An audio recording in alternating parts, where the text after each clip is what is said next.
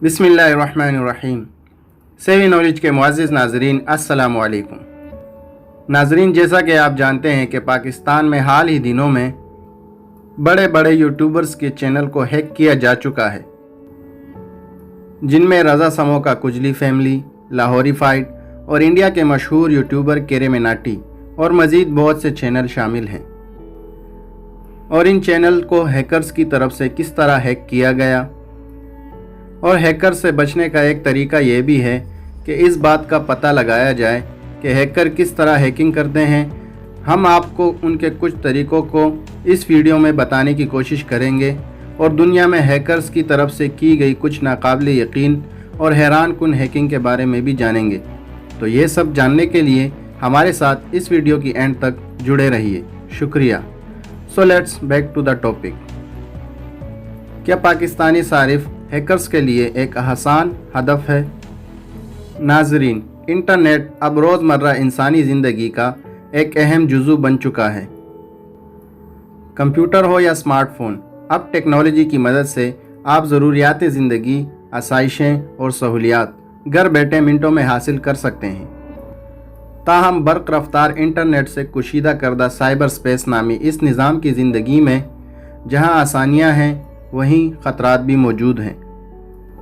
यहाँ एक मुख्तलिफ़ नौइयत के चोर मौजूद हैं जिन्हें हैकर्स कहा जाता है, और अगर कोई फ़र्द या इदारा मोहतात और महफूज नहीं तो मिनटों ही में हैकर्स उन्हें लाखों करोड़ों का नुकसान पहुँचा सकते हैं। हैकरों की किस्म में एक किस्म एथिकल हैकर पाया जाता है, यानी वो ना तो पोशीदा होते हैं और ना ही हैकिंग को गलत मकासद के लिए इस्तेमाल करते हैं।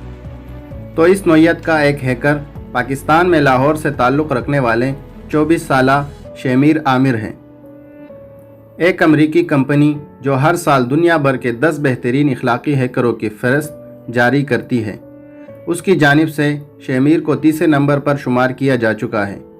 नाज़रीन, हैकर या चोर इसलिए कामयाब नहीं होता कि वो बहुत चालाक है, बल्कि वो इसलिए कामयाब होता है कि उसका शिकार बनने वाला सारिफ बेवकूफ़ होता है। नाज़रीन, बिग बाउंटी हिंटिंग क्या है और इसके क्या नुकसानात और फ़ायदे हैं?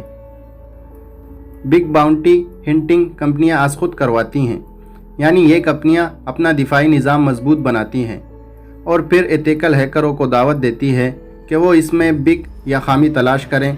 जो हैकर खामी तलाश करके उनके दिफाई निज़ाम को अबूर करने में कामयाब हो जाए, उसे इनाम दिया जाता है। इस तरह ये कंपनियां इस खामी को दूर करके अपने दिफाई निज़ाम को मज़ीद बेहतर और मजबूत बनाती है। पाकिस्तान में कई मकामी बैंक तो ऐसे हैं जिनकी वेबसाइट्स का सोर्स कोड ओपन होता है, यानी वो जिस कोड या प्लेटफार्म को इस्तेमाल करके बनाई जाती हैं वो पहले से मालूम होता है। मिसाल के तौर पर कई वेबसाइट्स एक पब्लिक सोर्स वर्डप्रेस को इस्तेमाल करके बनी होती है। जाहिर है कि ऐसी वेबसाइट्स को हैक करना निस्बतन आसान होता है। हैकर्स को इब्तिदाई मेहनत नहीं करना पड़ेगी। जिन वेबसाइट्स का सोर्स कोड मालूम ना हो, उसके लिए हैकर्स को ज़्यादा मालूमात इकट्ठा करना पड़ती है और फिर अंदाजे पर काम करना पड़ता है। एक सवाल जो आजकल काफ़ी लोगों की परेशानियों का सबब बन चुका है: हैकिंग कैसी होती है और इसका शिकार कौन बनता है? हैकर पहले अपने शिकार के बारे में मालूमात इकट्ठी करता है। जितनी ज़्यादा मालूमात होगी उतना उसे निशाना बनाना आसान होगा। मखसूस आलात के अलावा इंटरनेट पर बेशुमार ऐसी वेबसाइट्स मौजूद हैं जिनको हैकिंग के लिए इस्तेमाल किया जाता है। नाज़रीन, अब सवाल पैदा होता है कि अगर आपने रज़ा समो की तरह बग़ैर जांचे किसी भी लिंक्स को क्लिक किया तो आपको क्या नुकसानात का सामना पड़ सकता है। हैकर्स की तरफ से पहले किसी भी शख्स का IP एड्रेस मालूम किया जाता है, फिर एक वेबसाइट्स की मदद से उसे लिंक भेजा जाता है। अगर वो इस पर क्लिक करेगा तो उसके पास गूगल की एक फ़ाइल खुलेगी, जबकि लिंक भेजने वाले के पास उसका IP एड्रेस चला जाएगा। उस एड्रेस के ज़रिए हैकर उस शख्स का मकामी और चंद दीगर जोग्राफियाई मालूमात हासिल कर लेगा। उन मालूमात की मदद से अगले मरहले में उसे एक वायरस ज़दा फ़ाइल भेजी जाती है। अगर वो इस पर क्लिक कर दे तो हैकर उस वायरस की मदद से उसकी तमाम तर मतलूबा मालूमात हासिल कर लेता है। हैकर्स अक्सर जिनसी पोस्टों के ज़रिए लोगों को किसी पोस्ट पर क्लिक करने के लिए मजबूर करते हैं। इससे बचने के लिए ज़रूरी है कि आप बग़ैर तस्दीक किए किसी भी लिंक को क्लिक मत करें। नाजरीन, नामालूम ऐप को डाउनलोड करने से क्या होता है? हैकिंग का एक और तरीका सारिफ के मोबाइल फ़ोन में घुसना है। हैकर का काम सारिफ से सिर्फ लिंक पर क्लिक करवाना या ऐप डाउनलोड करवाना है। इंटरनेट पर ऐसी वेबसाइट्स मौजूद हैं जो आपको एंड्रॉयड फ़ोन पर इस्तेमाल होने वाली एप्लीकेशन बनाकर देती है। हैकर ऐसे ही एप्लीकेशन के साथ अपनी वायरस वाली फ़ाइल जोड़ देगा। सारिफ जैसे ही उसे डाउनलोड करेगा, पसे पर्दा हैकर की वायरस वाली फ़ाइल भी उसके फ़ोन में डाउनलोड हो जाएगी। उसके बाद हैकर उस सारिफ की ऑडियो सुन सकता है, उसकी वीडियो देख सकता है, उसका व्हाट्सएप और SMS पढ़ सकता है, हत्ता कि हर वो काम कर सकता है जो उसका फ़ोन कर रहा है। इस तरह वो देख सकता है कि आपने किसी बैंक की ऐप को खोलने के लिए क्या मालूमात फराहम की, जिनको इस्तेमाल करके वो आपसे कबल आपका अकाउंट खोलकर उसमें से रकम चोरी कर सकता है। अगर कोई बैंक सिक्योरिटी कोड SMS के ज़रिए भेजे तो हैकर वो भी देख सकता है। ये जानना भी ज़रूरी है कि किस ऐप को आपके फ़ोन में किस चीज़ तक रसाई चाहिए। ऐसी कोई भी ऐप जो आपसे ऐसी गैर ज़रूरी रसाई मांगे वो मशकूक है और उसे वो रसाई नहीं देनी चाहिए। मिसाल के तौर पर एक टार्च की ऐप को आपकी तस्वीर तक रसाई की कोई ज़रूरत नहीं। क्या आप अपना पासवर्ड तब्दील नहीं करते? ऐसे सारिफ जो बाकायदगी से अपने पासवर्ड तब्दील नहीं करते वो हैकर्स के लिए आसान हदफ साबित होते हैं। कोई भी हैकर पहले आसान तरीका आजमाता है। अगर किसी ने अपना पासवर्ड अपनी तारीख़ पैदाइश रखी है तो वो सबसे आसान तरीन निशाना होगा। आपने कई ऐसी जगहों पर अपनी तारीख़ पैदाइश दे रखी होगी जो आपको याद भी नहीं, मगर हैकर आपके बारे में मालूमात हासिल करते हुए उसकी बारे में जान सकता है।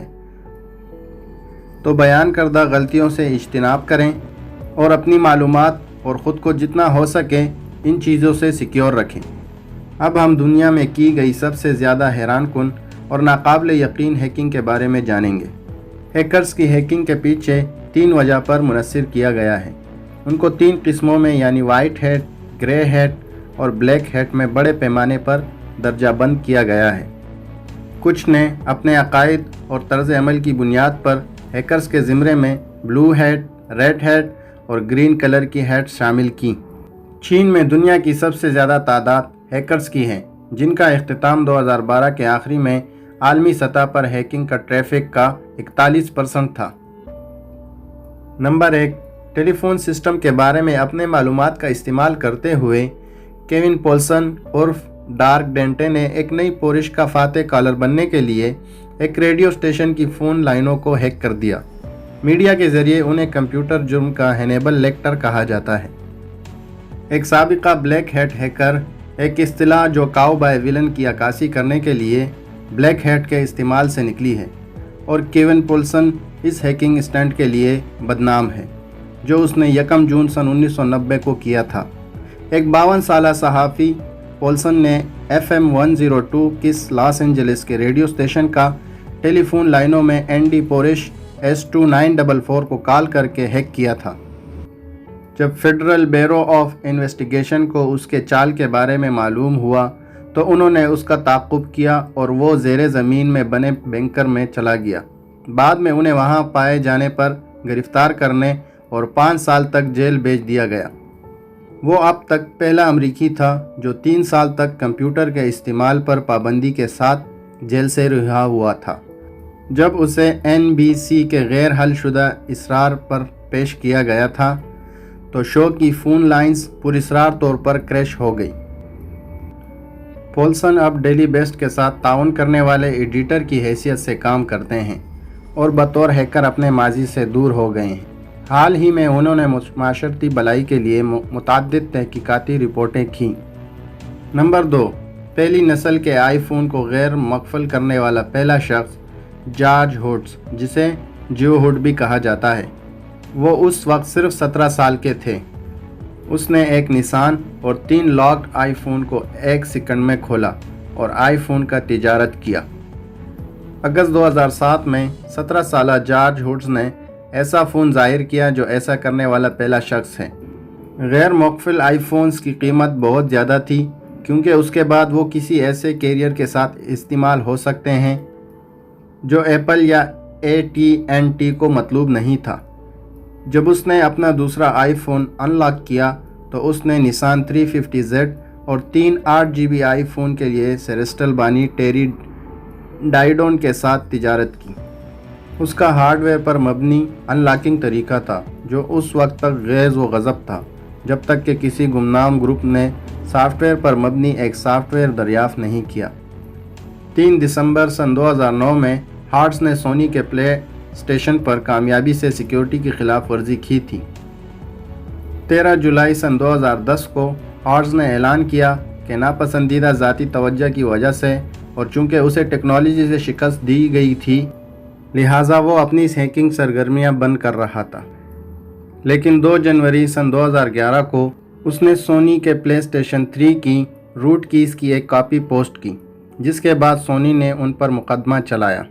مقدمہ عدالت سے باہر ہی حل ہو گیا کیونکہ ہوڈز نے وعدہ کیا کہ وہ مستقبل میں کسی اور سونی آلہ کے ساتھ مداخلت نہیں کرے گا۔ اس کے بارے میں آخری بار کیا معلوم ہوا تھا کہ وہ ایک امریکی گاڑی آٹو مشین لرننگ کمپنی کے ساتھ کام کر رہا تھا جس کا نام کوما ڈارٹ ہے۔ نمبر 3، ایک 15 سالہ ہیکر جوناتھن جیمز کے اقدامات سے ناسا نے اس خلاف ورزی کے تحقیقات کے لیے پورے نیٹ ورک کو 3 ہفتوں کے لیے بند کر دیا۔ اس نے بین الاقوامی خلائی اسٹیشن کے کام کرنے کا طریقہ سیکھنے کے لیے $1.7 ملین کی قیمت کے ماخذ کوڈ کو ڈاؤن لوڈ کرنے کے لیے ناسا کے نیٹ ورک کو ہیک کیا تھا۔ جوناتھن جوزف جیمز ایک ہیکر صرف 15 سال کا تھا جب اس نے جون سن 1999 میں کچھ نجی کمپنیوں اور اسکولوں کے ساتھ ناسا اور امریکہ کے محکمہ دفاع DoD کے سسٹم کو ہیک کیا تھا۔ کامریڈ ناسا میں 13 کمپیوٹرز سے $1.7 ملین مالیت کا ڈیٹا چرا لیا۔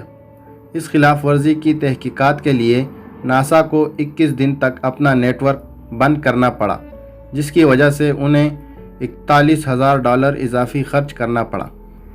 جیمز نے جس سورس کوڈ کو چوری کیا وہ بین الاقوامی خلائی اسٹیشن میں سوار درجہ حرارت اور نمی کو کنٹرول کرنے سمیت بقا کے لیے اہم عناصر کو کنٹرول کرتا تھا۔ ناسا کو سورس کوڈ کا وہ حصہ دوبارہ لکھنا پڑا۔ وہ دنیا کا پہلا شخص بھی بن گیا جس نے DoD کی دفاع کی دھمکی میں کمی لانے والے ایجنسی کی نیٹ ورک کو توڑ دیا، جو امریکہ کو ممکنہ خطرات کا تجزیہ کرنے کا ذمہ دار ایک ڈویژن ہے۔ اس نے 3000 پیغامات کو روکا جس سے اسے متعدد ملازمین کے صارف نام اور پاسورڈ تک رسائی حاصل ہو گئی، جس نے اسے 10 فوجی کمپیوٹرز تک رسائی فراہم کی۔ جب اسے گرفتار کیا گیا تو کمپیوٹر جرائم کا پوری طرح سے توثیق نہیں کیا گیا اور چونکہ وہ نابالغ تھا اس پر نو عمر جرم کی 2 گنتی کا الزام لگایا گیا تھا۔ اسے 6 ماہ کی گھر میں نظر بند رکھا گیا اور اسے ناسا اور DoD کو معافی نامے لکھنے کو کہا گیا۔ اگر اس نے یہ جرم 3 سال بعد کیا ہوتا تو اسے کم از کم 10 سال قید ہوتی اور اسے ہزاروں ڈالر جرمانہ ادا کرنا پڑتا۔ سو گائز، یہ تھی ہماری آج کی ویڈیو۔ مجھے امید ہے ہماری آج کی ویڈیو سے آپ کو کچھ نیا جاننے کو ملا ہوگا۔ اگر آپ کو ویڈیو اچھا لگا تو ویڈیو کو لائک کر کے اس چینل کو سبسکرائب کریں، کمنٹ سیکشن میں اپنے خیالات کا اظہار کریں اور اس انفارمیشن کو دوسروں کے ساتھ بھی شیئر کریں۔ اب میں ملوں گا آپ سے ایک نئی انٹرسٹنگ ویڈیو میں، تب تک کے لیے اپنا بہت سا خیال رکھیے گا۔ Thanks for watching this video. اللہ حافظ۔